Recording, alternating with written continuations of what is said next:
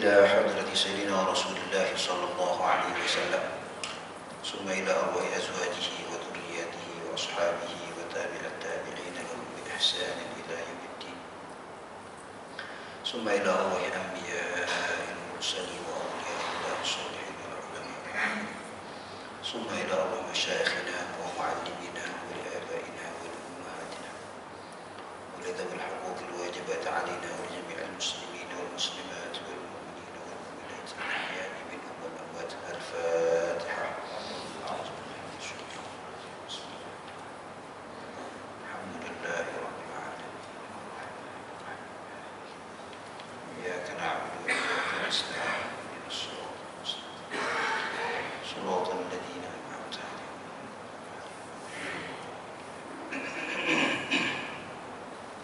السلام عليكم ورحمة الله وبركاته. الحمد لله نحمده ونستعينه ونستغفره. Syukur pada Allah Subhanahu wa taala dapat kita sama-sama pada waktu ini, mudah-mudahan rahmat Allah Subhanahu wa taala masa yang ringkas ini dapat memberi manfaat kepada kita. Apa yang kita bincangkan, apa yang kita pelajari, khususnya daripada kitab yang kita baca ini, Syekh Ibn Athaillah As-Sakandari, kitabnya yang disebutkan ataupun yang diberi tajuk oleh pengarang ini sebagai kitab Tajul Arus Al-Hawi li Tahdhib An-Nufus. Mudah-mudahan Allah Subhanahu wa taala melimpahkan rahmat sebanyak-banyaknya kepada pengarang ini dan juga penterjemah kepada kitab ini dalam bahasa Melayu Jawi klasik ini, yaitu Syekh Abdul Qadir bin Abdul Rahman Al-Fatani rahimahullah. Jadi tuan-tuan dan puan-puan Allah Subhanahu wa taala, insyaallah kita akan sambung kembali pembacaan kitab ini. Saya ingat ada kitab ni kan, saya pernah bawa kitab ni, ada nampak kan? Kalau ada lah boleh tuan-tuan buka. Kita dah sampai, tak ada sampai mana pun, baru sebab kitab kuning ini tidak ada perenggan, baris dan lagi baris pun panjang juga cerita baris ni. Tak apalah, kita sebut lebih kurang pada kalau dalam tanda saya ni di tengah-tengah pada muka surat yang kedua, muka surat ketiga, maaf, surat ketiga. Baik, dalam kitab ini kita dah sebut pada pertemuan yang sebelum ini berkaitan kitab Tajul Arus Al-Hawi li Tahdhib An-Nufus. Ini kitab berkaitan dengan pendidikan jiwa ataupun pendidikan hati. Maka di awal muqaddimah kitab terjemahan ini, penterjemah telah memberitahu ataupun telah menyatakan bahawa pengarang ini digelar sebagai Al-Syekhul Imam Al-Jami' bainal ilmi syariah wal haqiqah. Pengarang ini adalah Syekh Ibn Athaillah As-Sakandari. Ini terkenal di zaman dia dan juga seterusnya sampai sekarang oleh para ulama sebagai orang yang ataupun kita sebut sebagai imam. Imam ni adalah orang yang terkehadapan dalam membicarakan tentang dua ilmu yang sangat bermanfaat dan sangat penting. Bainal ilmi syariah wal haqiqah, antara ilmu zahir dan ilmu batin. Sebagaimana Al-Imam Abu Hanifah rahimahullah menyebutkan, dia kata laula hatani, maksudnya hatani itu dua, itu ialah ilmu apa? Ilmu syariah dan ilmu haqiqah ataupun ilmu zahir dan ilmu batin. Laula hatani lahalakan Nu'man, kata Imam Hanafi. Dia kata kalau tidak kerana aku mempelajari dua ilmu ini, maknanya kalau tidak kerana aku mempelajari ilmu ini kedua-duanya, maka lahalakan Nu'man. Dia kata binasalah Nu'man. Nu'man siapa dia? Maksudnya ialah tuan-tuan dan puan sekalian, ialah dalam kita menuntut ilmu, kita kena tahu ilmu yang utama dengan ilmu yang kurang utama. Semua itu ilmu, tapi terkadang kita tak dapat menyeimbangkan antara ilmu yang utama dengan tidak utama. Kalau kita lihat dalam pendidikan kita, dalam sistem pendidikan kita pun, kita nampak bahawa tidak seimbang. Sebab itu masyarakat kita pun tak seimbang. Masyarakat kita pun tak seimbang. Punca daripada salah faham terhadap ilmu agama itu, mana utama mana tak utama, itu tak dapat. Dipanggil aulawiyah, keutamaan dalam mempelajari ilmu itu. Dia mesti ada darajah-darajah. Kalau dalam sistem pentadbiran, sistem yang lain-lain, kita tahu kita punya level-level itu. Tapi bila dalam ilmu agama ni, kebanyakan kita tak tahu. Yang kita tahu sembahyang, puasa, zakat, 5 rukun Islam dan rukun iman, 5 rukun iman yang kita buat dah di sini. Selesai. I Muslim, I Mu'min. Khalas, habis. Ini satu kesilapan. Rukun Islam dan rukun iman itu rukun. Tapi nak mencapai kepada rukun itu, itu yang banyak. Misalnya kita kata, Allah Ta'ala semua kata, dalam rukun iman adalah percaya kepada Allah. Percaya kepada Allah. Kita hanya kata bahawa saya percaya kepada Allah, selesai. Sedangkan keutamaan terhadap rukun yang dikatakan percaya kepada Allah itu, bagaimana kita nak kenal Allah, itu kita sebut percaya kepada Allah, percaya kepada malaikat, percaya kepada kitab, hanya sebut saja, diulang-ulang. Dan itulah yang kita katakan, itulah iman. Sama juga kalau kita dalam bab rukun Islam yang 5, saya dah sembahyang, beriman, apa lagi? Itu kesilapan. Sepatutnya kita kena faham bahawa rukun Islam itu adalah solat 5 waktu. Apa yang kita fikir?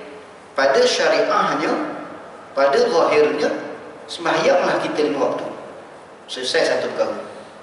Pada hakikatnya, adakah kita benar-benar mendirikan solat? Bila sebut benar-benar mendirikan solat, ada kaitan yang kita nak sebut sekali lagi. Apabila disebutkan bagaimana kita membenarkan diri kita mendirikan solat, benar-benar kita mendirikan solat itu bagaimana? Ialah baina syariah wal haqiqah. Ibadah itu kalau hanya datang dengan syariah, tidak sempurna. Sebab itu hidup kita bercelaru. Kerana apa?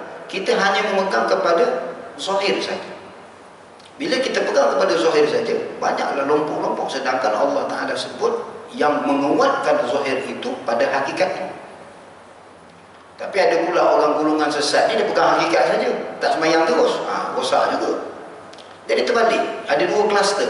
Ada orang sembahyang saja, hakikat dia tak ambil langsung. Ada orang ambil hakikat saja, zahir tak ambil langsung. Yang menjadi pelik, orang yang ambil hakikat sahaja disebut sebagai sesat. Tetapi bagaimana orang yang mengambil syariat saja, kenapa tak disebut sesat? Ini masalah kita. Kita tengok betapa bahayanya kalau syariat hanya kita pegang, hakikat kita tak pegang, ataupun hakikat kita pegang, syariat kita buang. Mana salah satu tu kita ambil dan salah satu tu kita buang. Sangat bahaya. Kita ambil satu contoh yang mudah lah ya. Kalau kita ambil syariah tanpa kita pegang kepada hakikat, kita boleh jatuh munafik. Kita boleh jatuh munafik. Sebab ta'rif kepada munafik adalah melakukan perbuatan zahir. Zahir Islam, batin kafir. Batin itulah hakikat. Dan kalau kita ambil hakikat sahaja tanpa mengendahkan syariat, contohnya saya ambil hakikat sembahyang, saya tak nak sembahyang, sesat. Jadi kalau kita lihat kepada dua ni, kedua-dua ni salah. Yang sebenarnya adalah kedua-duanya kita kena seimbangkan dalam semua amal ibadah kita supaya sempurna. Termasuk dalam kitab ini dia membahaskan tahdhib an-nufus, pendidikan jiwa kita adalah menumpukan kepada hal-hal yang berkaitan dengan hakikat ataupun dalaman kita. Kenapa? Bukan tak perlu tumpu kepada syariat. Kerana syariat sudah semua orang buat. Dah biasa orang buat. Semayang orang dah buat, puasa orang dah buat, haji orang dah buat. Yang menjadi hilang dalam ilmu kita adalah berkaitan hakikat. Kata Nabi SAW, likulli syai'in haqiqatan. Setiap sesuatu di atas muka bumi ini semuanya ada hakikatnya. Tapi golongan sesat, ahli hakikat ni, dia ambil hakikat aja. Bak semayang tak nak semayang, tapi bak makan nak makan pula. Kenapa tak makan nasi kosong ni? Kita makan nasi kosong, niatkan ada sambal belacan kat situ, makanlah. Tak pula kan? Islam tak disempurna. Jadi dalam bab ini, dalam bab tahdhib an-nufus, Syekh Ibn Athaillah dia kata apa? Pertama sekali dalam nak menumpukan hal-hal berkaitan dengan hakikat ataupun batin kita, mestilah bermula dengan taubat. Kita dah sebut sebelum ini, kita nak urus sikit je. Berdasarkan firman Allah Ta'ala, wa tubu ilallahi jami'an ayyuhal mu'minun la'allakum tuflihun. Allah Ta'ala perintahkan kepada kita, wahai orang beriman. Siapa orang beriman? Kita. Tapi itulah kadang-kadang kita ni mengaku beriman, tak nak mengaku tak beriman, mesti mengaku beriman. Maka bila kita kata kita ini beriman, maka kita kena tepat dengan perintah Allah Ta'ala, dan Allah menyeru kita, wa tubu ilallahi ayyuhal mu'minun. Maknanya perintah bertaubat kepada Allah adalah kita sebagai yang kita kata bahawa kita ini orang beriman, tetapi berlaku di sebaliknya. Perintah Allah Ta'ala jelas. Allah Ta'ala kata, wa tubu ilallahi jami'an. Jami'an itu menyeluruh, zahir dan batin. Bila sebut zahir dan batin, pada perbuatan luar dan dalaman kita bertaubat pada Allah Ta'ala. Bagaimana? Maksudnya bagaimana? Kita dah sebut dah sebelum ini tentang dalam kita melaksanakan ataupun dalam kita bertaubat ini ada beberapa syarat. Disebutkan di sini. Sebelum tu kita sebut lagi satu dalil daripada hadis Nabi SAW.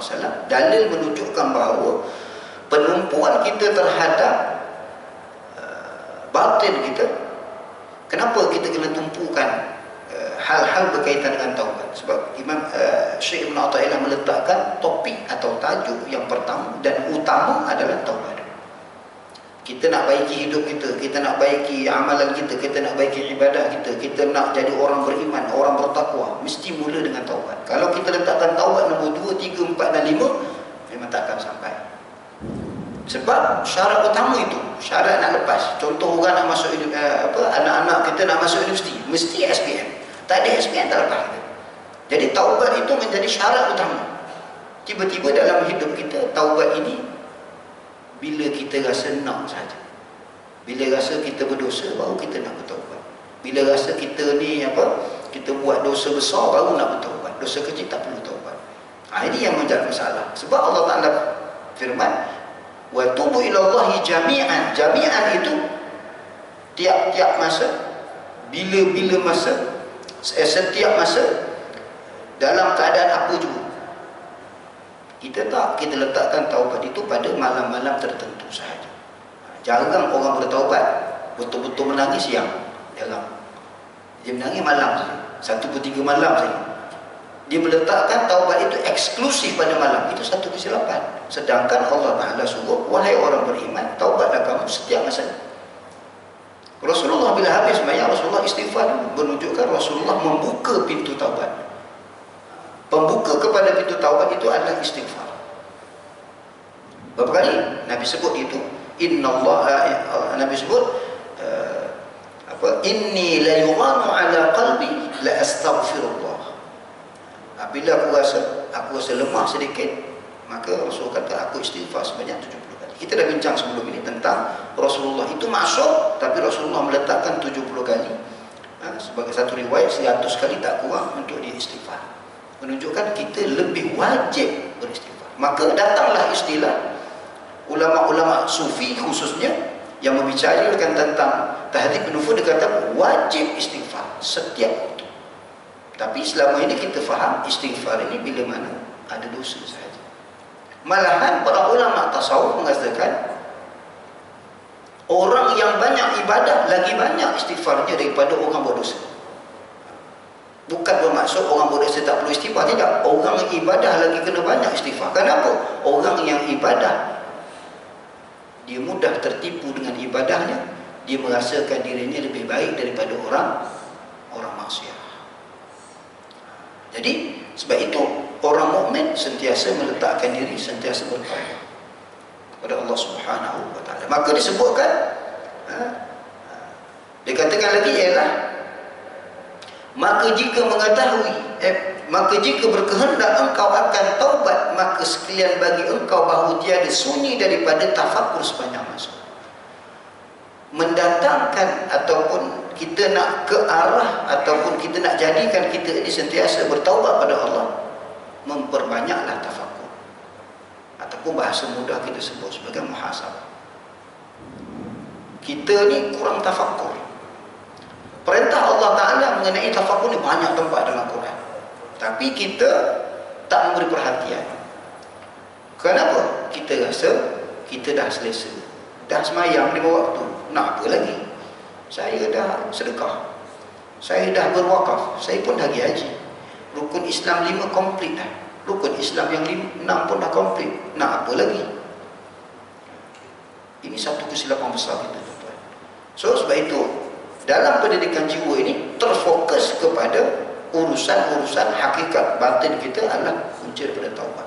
Kalau taubat kita betul, insya-Allah hidup kita akan jadi betul. Jadi struggle lah kita untuk bertaubat. Macam mana kita bangun pagi untuk sembahyang subuh berjemaah, begitulah struggle-nya kita untuk bertaubat pada Allah Ta'ala bersungguh-sungguh. Kalau kita masih lagi meletakkan taubat itu tidak meletakkan taubat itu sebagai yang menjadi keutamaan, maka selagi itulah kita ni tak lepas pun. Kalau kita kata kita ni dermawan tetapi taubat tak ada, masalah, tuan-tuan. Kalau kita kata kita ni orang yang baik hati tapi taubat tak ada dalam hidup, rosak juga. Dia akan boleh rosak. Sebab sifat taubat inilah yang membezakan antara munafik dan mukmin. Orang Islam, kita Muslim, dalam IC kita pun tulis Islam. Orang Islam belum tentu orang mukmin. Berdasarkan firman Allah Ta'ala, ahasiban nasu an yutraku an yaqulu amanna wa hum la yuftanun. Allah Ta'ala kata, kamu Islam, kamu bukan beriman lagi. Ini Allah tegur ni dalam Al-Quran. Maknanya kita mengaku kita Islam, tiba-tiba kita rasa kita beramal sedikit, 5 waktu sembahyang, kita rasa dah beriman. Di zaman Nabi sudah Allah tegurkan di kalangan para sahabat, kamu belum beriman, kamu baru Muslim. Wa hum la yuftanun. Apabila datang fitnah ataupun datangnya ujian kepada kamu, kamu melepasi ujian itu, barulah kamu beriman. Kamu berjaya dengan ujian itu, barulah kamu beriman. Kamu tak boleh declare bahawa kamu beriman. Itu menunjukkan apa, tuan-tuan? Iman itu ada kaitan dengan taubat. Iman itu sangat berkaitan dengan taubat. Sebab tak cukup dengan rukun iman yang 6 kalau sekadar kita melafazkannya. Anak-anak kecil kita umur 5-6 tahun boleh hafal semudah. So jadi apa beza dia hafal dengan kita hafal? Berbeza. Maka sebab itu Syekh Ibn Athaillah dia fokus letak taubat dulu, kerana taubat itulah membezakan tadi munafik dengan beriman. Kenapa Allah Ta'ala suruh orang beriman ini taubat? Kerana nak mengelak daripada kita ini termasuk dalam golongan orang munafik. Mana beza antara munafik dengan orang beriman itu adalah pada taubatnya. Kalau taubatnya sedikit, maka kita boleh terjerumus dalam kemunafikan. Maka kalau kita letakkan atau hidup kita bertaubat pada Allah Ta'ala, maka kita dah termasuk golongan orang yang selamat daripada kemunafikan. Kalau kita ukurkan antara kita dengan orang munafik dengan amalan sembahyang, kalah kita. Kalah kita. Sebab apa? Di zaman Nabi ada orang munafik. Dan kita tahu bahawa orang ataupun kaum ataupun golongan yang terbaik adalah di zaman Nabi. Dalam surah Waqiah Allah Ta'ala sebutkan Allah Ta'ala awwalin thullatum minal awwalin wa thullatum minal akhirin. Okey? Thullatun sepertiga minal awwalin, maknanya di zaman Nabi Muhammad ini, zaman Nabi kita adalah golongan yang terbaik. Wa thullatun minal akhirin, yang lalahnya ada sikit. Wa qalilun, Allah Ta'ala sebut lagi. Jadi di zaman Nabi itu hebatnya Nabi itu, hebat sangat Nabi ini, pun ada orang munafik. Bila kita tengok dalam Al-Quran, tengok dalam hadis, orang munafik ni semayang belakang Nabi. Kita semayang belakang imam masjid kita lah. Maknanya nak katakan orang belakang semayang Nabi lebih baik lah. Tapi kenapa ada unsur-unsur munafik? Dan saya pernah cerita kat sini juga, ada satu orang yang disebut Zulkhuwaisirah. Saya pernah cerita kat sini. Itu lagi kurang ajar, tuan-tuan. Tapi jadi pelik kita. Dia ni seorang ahli ibadah, semayang jemaah, tak tinggal belakang Nabi, tuan-tuan.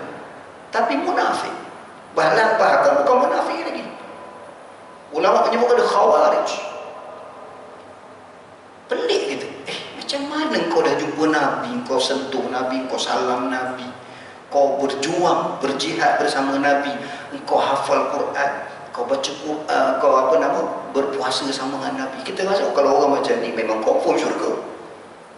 Tetapi kenapa masih mereka ini munafik? Sebab apa? Sebab tidak ada taubat. Taubat itulah tafakkur, menilai diri kita, sejauh mana diri kita dengan Allah Ta'ala, sejauh mana kita ini hamba Allah atau tidak. Kita tak tengok orang, kita tengok diri kita. Jangan dibanding-bandingkan kita dengan orang dengan kita, jangan. Kita dalam bab kita dengan Allah, kita dengan Allah sahaja. Maka sebab itu bila mana Zulkhuwaisirah itu, bila Sayyidina Umar nak bunuh dia, nak kancung dia ataupun nak tetak dia, kata Rasulullah, jangan kamu bunuh dia, kerana dia lebih, bacaan Qurannya lebih lagi daripada kita, puasanya lebih daripada kita. Bayangkan tuan-tuan, zaman Nabi ada orang munafik gitu. Zaman sekarang patah lagi. Kita tak nak jadi golongan ini lah. Sembahyang banyak tapi munafik, puasanya banyak tapi munafik, hajinya banyak munafik, dermanya banyak munafik. Na'udzubillah min dzalik. Kita kono-kono kita boleh kalau Tuhan nak ambil nyawa aku sekarang pun tak ada masalah. Aku rasa aku dah selesa dah, sebab aku derma banyak. Tiba-tiba bila mati Allah Ta'ala kata kau ni munafik pada aku. Habis tu tuan, habis. Sebab itu Syekh Ibn Athaillah dia letakkan nombor 1 sekali taubat. Dia tak cakap banyak orang. At-taubat terus, dia tak cakap banyak orang. Kalau tuan-tuan tengok dalam bahasa Arab, dia terus dia ada kataan lepas bismillah wassalatu terus at-taubah. Dia tak cakap banyak orang. Menunjukkan kita kena utamakan taubat, tuan-tuan. Atas motor kita boleh bertaubat, dalam kereta pun kita boleh bertaubat, sambil berjalan kita boleh bertaubat, bangun tidur terus bertaubat pada Allah. Astaghfirullah, ya Allah, banyaknya dosa aku dibangkitkan Engkau, ya Allah, terima kasih ya. Aku banyak dosa semalam, hari ini Engkau jangan ganggu. Kita ada tafakkur pada diri kita. Tak perlu ambil wudu, tak perlu ada wudu. Kita ni kadang eksklusif sangat dalam bab istighfar dan taubat ni, terlalu eksklusif. Mesti 1/3 malam, mesti sejadah. Ini kesilapan besar kita. Istighfar ya, Allah Ta'ala suruh kita istighfar, tidak ada jami'an. Dalam buat baik istighfar, bertaubat pada Allah, apatah lagi dalam kita buat jahat pun lagi kita kena istighfar. Malahan Rabi'atul Adawiyah kata istighfar itu, istighfar seorang mukmin itu apabila dia istighfar maka dia kena ulangi istighfar. Setelah dia istighfar maka dia ulang lagi istighfar dia. Sebab itu Nabi SAW istighfar sebanyak 70 kali. Jadi tuan-tuan, Allah Subhanahu wa Ta'ala, Maka disebutkan di situ ialah pada tafakkur sepanjang masa umur engkau fikirkan pada suatu yang engkau perbuat dalam hari engkau itu, maka jika sudah engkau fikirkan suatu yang engkau terbuat di dalam hari engkau itu, jika engkau dapat akan dia ta'ah. Ini satu lagi kaedah. Bila kita tafakkur pun diajar oleh Syekh ini, pengarang ini, cara nak tafakkur tu pun ada cara dia. Selama ni kita tahu buat ikut dan kita duduk atas sejadah, ambil wudu sejadah, astagfirullah, lepas tu kan meleleh air mata. Baguslah tu. Bukan tak bagus. Tapi ada penipu sebelah tu. Apa dia? Bisikan-bisikan syaitan. Oh, bagus hang ni, banyak dah nangis ni, terampunlah dosa kau, kena tipu kita. Sebab syaitan memang dia usaha untuk menipu kita dalam semua perkara. Jadi sebab itu saya pilih kitab ini, tuan-tuan, sebab detail. Dia sebut satu-satu. Kalau tuan-tuan ikut tu memang menjadi panduan lah untuk kita. Kita ingat selama ni istaubat ada 4 perkara, menyesal, kemudian menangis, habis dah, ya. Sebenarnya tidak begitu. Pertama tadi apa tadi? Kita buat istighfar tadi untuk mendapatkan, untuk melatih kita supaya kita serta istighfar, kena ada elemen tafakkur. Kita kena banyak tafakkur. Bila kita tafakkur, baru datang taubat tadi, baru datang istighfar, baru datang taubat. Kalau kita jenis orang tak tafakkur diri kita, esok tafakkur pasal orang aja. Asal tengok orang baju merah, awak dah baju merah, sakit mata aku tengok. Kenapa dia pakai slipper macam ni, ya? Kenapa dia pakai kereta macam ni? Semua tengok orang. Bila nak tafakkurnya? Tafakkur tentang orang tak ada, tafakkur tentang diri kita. Allah Ta'ala kata apa? Tidakkah kamu lihat kepada diri kamu? Wa fi anfusikum afala tubsirun. Tujuan Allah Ta'ala perintah supaya tengok diri kita, supaya kita tafakkur. Tengok tangan bukan tengok, ustaz saya tengok tangan. Allah, indahnya Allah. Jadi bukan indahnya itu luaran. Yang dalamnya apa? Ya Allah, aku ni berdosa kat engkau bagi cukup 5 jari kat aku. Itu dalaman dia. Tapi kita masih tengok, oh cantik Allah bagi. Kita pun cerita kat orang, tengok antara nikmat Allah Ta'ala bagi kuku kita tak dipanjang-panjang, lepas tu kita boleh potong, cuba ke tangan ni makin panjang, kita potong. Oh, kita pun betul juga. Masih luaran, tuan-tuan, masih zahir, tuan-tuan. Tapi kalau kita tengok jari kita memberi kesan dalaman kita. Tengok jari kita, ya Allah, pengasihnya kau bagi aku jari 5. Sedangkan semalam aku buat jahat, sedangkan banyak perkara aku tak bersyukur. Dengan 5 ni pun aku tak bersyukur. Dengan ini pun aku dah tak bersyukur. Timbul rasa apa? Nak bertaubat pada Allah. Sebab tafakkur tadi. Tapi jangan tengok jari orang, banyaknya cincin kau, baiknya suami kau. Ni cerita lain. Itu tafakkur pada orang, bukan kepada kita. Sebab itu dia kata apa? Fikirkan sesuatu yang kau yang kau buat pada hari itu, sekiranya engkau dapati akan dia taat dan amal. Dia kata dalam tafakkur tadi ada kaedah. Kaedah dia apa? Kau tengok kau ada buat amal atau buat amal dan taat tak hari itu? Ada. Apa jawapan dia? Hendaklah kamu bergantung ataupun kamu pulangkan taat dan amal tadi, bukan engkau yang boleh buat. Itu adalah kurnia daripada Allah. Itu dia ajar.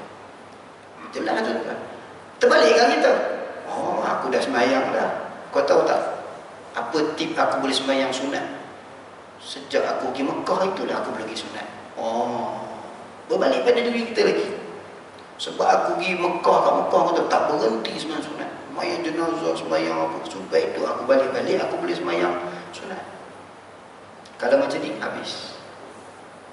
Dia kata kalau sekiranya engkau dapati hari engkau itu ada taat dan amal, maka engkau pulang dan kembalikan ketaatan dan amalan yang engkau perbuat itu adalah semuanya daripada rahmat dan kurnia daripada Allah Subhanahu Wa Taala. Begitu cara dia. Bila kita buat macam tu, baru kita kata astagfirullahaladzim. Terlintas kita astagfirullah. Kenapa? Betapa kita ini hamba Allah yang banyak kekurangan, banyak kelemahan, dan boleh buat taat ini, boleh buat amal ini kerana Allah telah bagi kita, Allah telah kasih dan sayang pada kita, mentakdirkan kita untuk taat pada perintahnya. Maka lagilah kita bertaubat pada Allah. Ya Allah, terima kasihlah. Begitu. Kaedah dia kita. Tafakur pada kaedah dia. Kemudian dia katakan,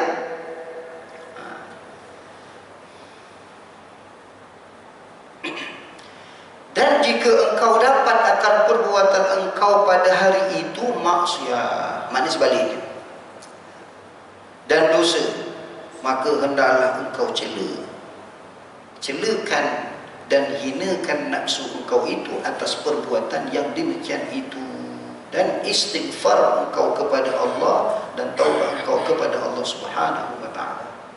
Maka kalau sebaliknya tidak taat, maksiat dan dosa, segera kita cela hati kita. Kata, ya Allah, engkau bagi aku 5 jari, kaki, tangan, lutut, boleh bangun, boleh berdiri, boleh berjalan, ada harta, ada kereta, ada rumah, ada anak, ada isteri, ada nyawa. Ya Allah, betapa hinanya aku depan kau, aku buat perkara ini. Sehina-hinanya. Maka bila kita buat macam tu, akan datanglah sifat, ya Allah, ampunkan dosa. Maka dengan taat tadi, kita akan rasa nak bertaubat pada Allah. Dengan maksiat tadi, kita akan dekat pada Allah untuk bertaubat pada Allah. Kedua-dua tadi akan. Tapi terbalik dengan kita. Bila maksiat saja baru kita bertaubat. Bila ibadat, tak ada. Rasa diri kita ni lebih pada orang. Itulah kau, orang ajak mengaji kat surau masjid, kau tak nak datang.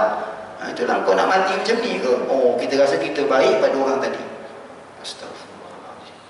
Sepatutnya kita kata, marilah, aku pun nak betul diri juga. Macam tu. Kita makna kita meletakkan diri kita itu tidak lebih daripada orang lain. Malahan kalau lebih sekalipun, itu adalah kehendak daripada Allah, bukan daripada aku. Kalau Allah nak buat aku begini pun boleh, Allah nak buat aku begini pun boleh. Jadi ajar macam tu kan. Itu tip dia tuan-tuan, boleh kita ambil. Dan dikatakan lagi,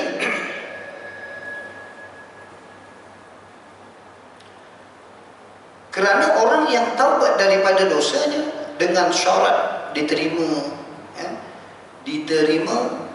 taubatnya seperti tiada dosa atasnya, maka bahawasanya orang yang berbuat maksiat dan dosa tiada adalah tempat duduk menghadap Allah Subhanahu wa ta'ala, menempat manfaat bagi engkau daripada tempat duduk mencelakan dan menghinakan padanya nafsu kau. Kenapa bila kita buat maksiat kita kena hina? Kerana orang yang menghinakan diri kerana Allah, dia akan rapat dengan Allah, sebab Allah itu mulia. Lawan mulia hina. Bila saat kita menghina diri, mendekat kita kepada Allah Ta'ala yang mulia. Sebab itu Allah Ta'ala kata apa? Innallaha yuhibbut tawwabin wa yuhibbul mutatahhirin. Karena di saat kita buat berdosa, kita hinakan diri kita, di saat itulah Allah kata, wahai malaikat semua, kau tengok hamba aku ini merasai hina dan merasai aku yang paling mulia. Nampak? Allah berbangga pula dengan kita. Sebab apa? Sebab kita menghinakan diri. Kadar diri kita ini hamba Allah Ta'ala yang banyak dosa dan banyak perkara-perkara yang keji dan hina yang kita buat. Begitu Allah Ta'ala kata, innallaha yuhibbut tawwab. Allah sayang dan kasih kepada orang yang sentiasa kembali kepada Allah. Sebab taubat itu maksudnya apa tuan-tuan? Taubat itu maksudnya kembali pada Allah. At-taib, orang yang kembali kepada Allah. Orang yang kembali. So, taubah. Jadi kita dapat kaedah itu. Maka kenapa kita perlu mencela akan diri kita? Kalau kita tak cela diri kita, kita rasa mulia. Sifat mulia itu sifat Allah. Macam manalah kita rasa kita mulia? Sifat kudrah itu adalah sifat Allah. Macam mana kita rasa kita ada kedrat nak buat amal, kita ada kemampuan nak buat amal? Sedangkan kemampuan dan kudrah itu Allah bagi pada kita. Allah bagi pada kita dan kita boleh beramal. Tiba-tiba kita rasa kita yang ada kudrah dan iradah buat. Jadi orang yang betul dalam taubatnya, bila Allah bagi, dia sedar bahawa Allah bagi kudrah dan iradah, kudrah Allah Ta'ala bagi pada kita yang tak ada kederat ini, kita kata, ya Allah, aku pulangkan kudrah dan iradat ini kepada engkau. Aku nothing, aku tak ada apa-apa. Kalau engkau tak bagi kudrah dan iradah ini, tak bagi kudrah kepada aku untuk melaksanakan ibadat, nescaya aku tidak akan, nescaya aku akan maksiat, nescaya aku tidak akan taat. Ya Allah, terima kasih. Maka datang syukur. Sebab itu ulama kata syukur itu adalah peringkat setelah daripada taubat. Dia tak akan syukur dulu baru taubat, tak ada. Ataupun sifat-sifat mahmudah yang lain, mesti taubat dulu nombor satu. Sifat-sifat mahmudah yang lain semua dia selepas pada taubat. Siapa yang kata dia ada sifat mahmudah sebelum dia melazimi taubat dia, itu tipu daya iblis. Syukur yang ditipu oleh iblis. Kalau kita rasa kita ni dermawan, tapi sifat taubat tidak ada dalam hati kita, tidak ada dalam kehidupan kita, kita meletakkan taubat itu tidak menjadikan keutamaan dalam hidup kita, maka dermawan kita tadi itu boleh jadi ia menjadi tipu daya iblis Allah Ta'ala. Tipu daya itu maksudnya ialah hijab kita. Itu yang sangat kita risau. So, ulama membincangkan tentang tahdzib an-nufus di pendidikan. Dia nak bagi kita faham semua.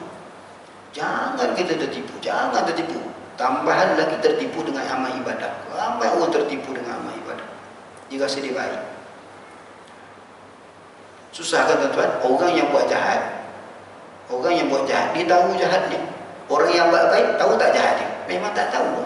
Sampai kiamat dia tak kata. Ya juga dia kata, memang apa tak nak buat jahat? Sebab terhijab dengan ibadah. Orang alim, dia mudah terhijab dengan ilmunya. Sebab itu dia tak mau menurun. Dia ada ego dia, aku tahu lah. Susah nak cakap wallahu a'lam, susah nak cakap aku tak tahu, susah nak cakap bila orang minta fatwa, susah nak cakap oh saya tak boleh bagi fatwa. Sekarang tak, bagi saja. Andai-andai je tak. Betul. Kenapa? Terhijab dengan kemampuan, kebolehan, pengalaman, kehebatan, keilmuan, macam-macam. Pengalaman aku dah 30 tahun apa? Kita rasa hebat dengan 30 tahun. Yang hebat itu Allah. Pengalaman itu Allah bagi. Jadi kalau kita memahami pendidikan jiwa dengan baik, tuan-tuan, insya-Allah kita akan jadi orang yang sangat baik.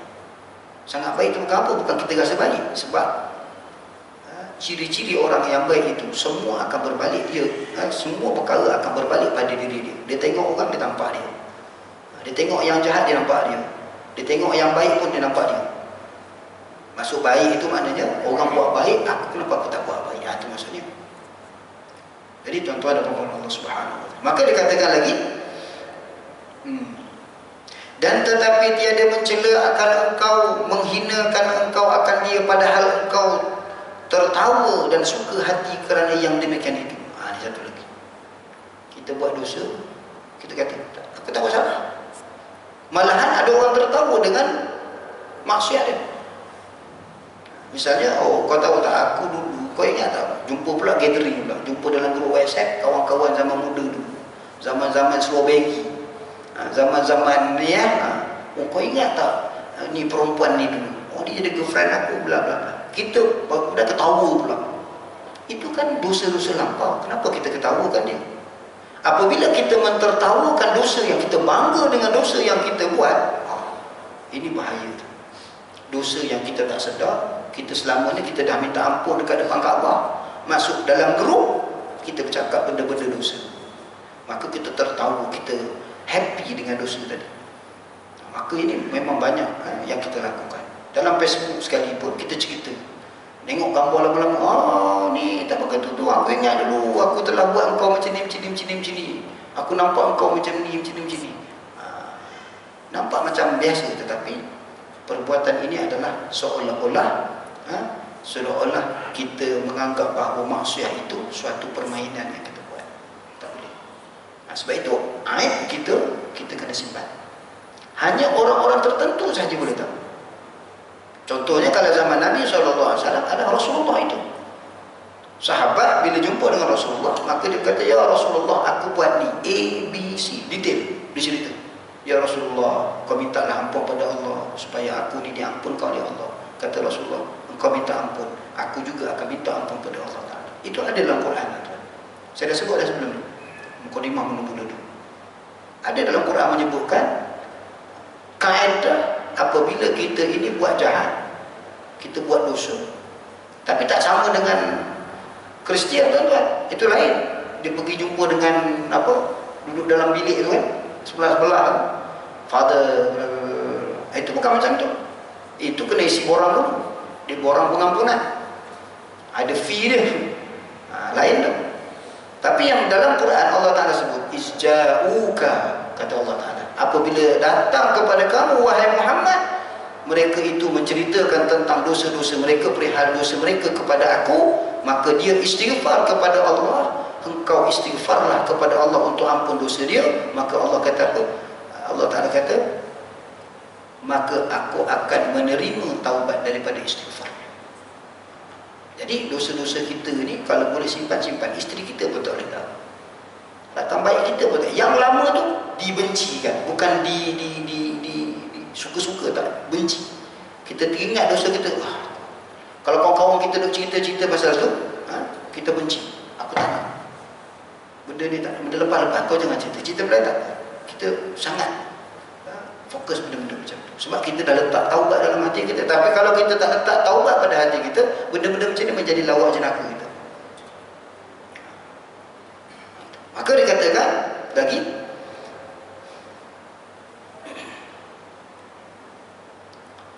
yang demikian itu seperti memperbuat engkau dosa yang lainnya pula, maka hendaklah engkau celakan dia dan engkau bersungguh-sungguh lagi menzahirkan bagi susah dan duka cita di dalam hati. Dia kata bukan sekadar kita benci pada mulut. Engkau jangan cerita lagi pasal ni, aku tak suka.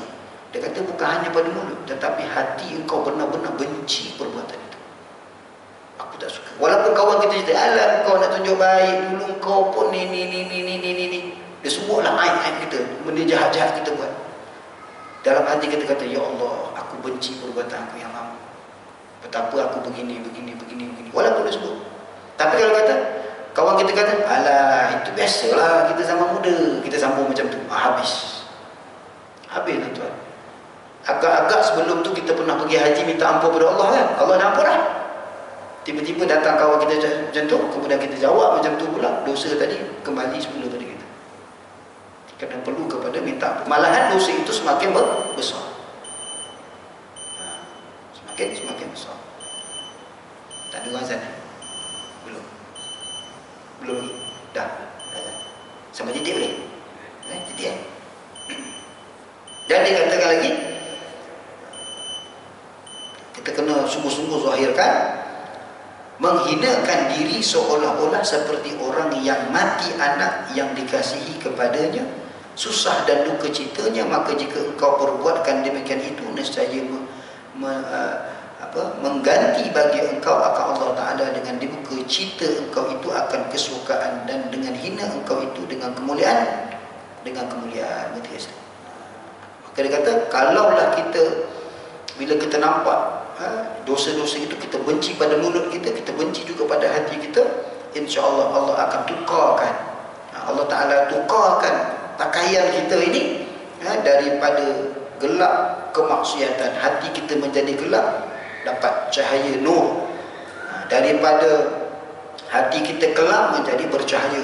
Daripada kita berduka cita, kita akan menjadi, kita akan dapat kesukaan daripada Allah Subhanahu Wa Taala. Allah Ta'ala sayang pada kita. Dengan sebab itu, maka inilah yang disebut. Ini baru sedikit tuan-tuan. Ini baru sedikit. Banyak lagi kalau tuan-tuan kalau ikuti, tuan-tuan akan dapat banyak perkara lagi yang kita kena tahu. Selok-belok daripada taubat ini, supaya taubat kita semakin hari semakin sempurna.